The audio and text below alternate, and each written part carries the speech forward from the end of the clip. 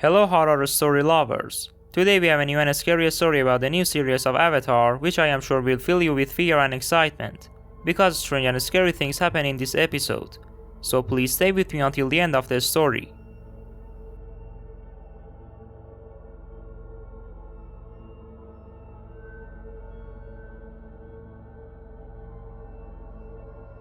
The earth groaned, cracks snaking across the once vibrant landscape of the Earth Kingdom.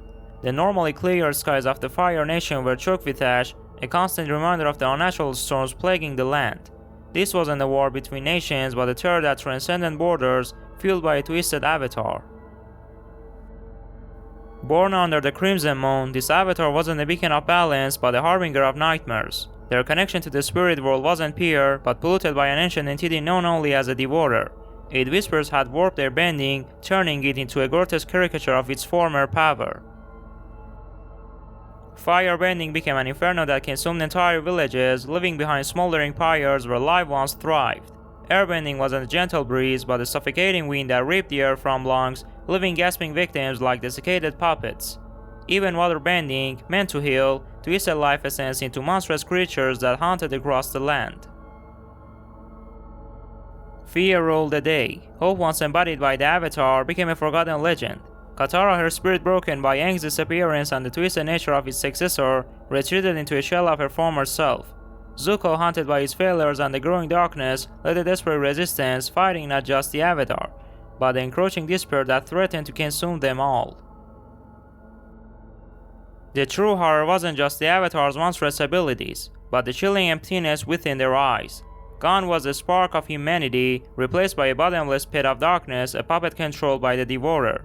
Its influence spread like a plague, corrupting spirits and bending them to its will. The climax arrived atop busting sea walls, now cracked and crumbling under the Avatar's onslaught. Earth-bending walls crumbled under the force of twisted vines, water-bending geysers erupted from the heart of the city, and a natural firestorm swept through the streets. Zuko, Katara, and the tattered remnants of the resistance stood alone, their meager bending power dwarfed by the Avatar's twisted might. But amidst the despair, a forgotten legend surfaced. An ancient text spoke of a ritual performed during a specific alignment of celestial bodies that could sever the Avatar's connection to the Devourer. Hope, a flickering ember, reignited in their hearts. The ritual needed time, precious seconds snatched from the jaws of annihilation. Top-line but unwavering, used her seismic sense to create a diversion, tunneling beneath the city and unleashing geysers to disrupt the Avatar's focus. Aang's former friends, Sokka and Suki, held off hordes of corrupted spirits with unmatched skill and unwavering courage. As the celestial alignment neared, Katara, tears streaming down her face, began the ritual, her voice shaking but resolute. The Avatar, sensing the threat, unleashed their full power, the once majestic city swallowed by flames and unnatural storms. Just as despair threatened to overwhelm them, the ritual completed.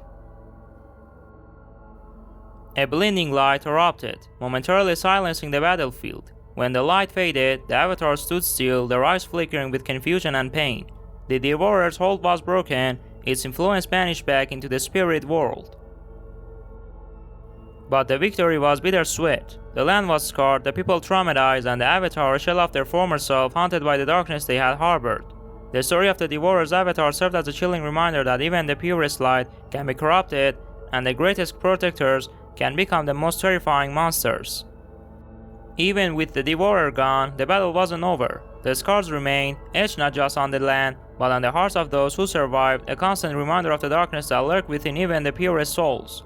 The world had to rebuild, not just their homes, but their hope, forever carrying the chilling reminder of the horror that almost consumed them all. Thank you, dear viewers, for being with me until the end of this story. If you enjoyed watching the horror story, please subscribe to the channel, like the video, and write your comments. And I leave you to the great God until Thursday.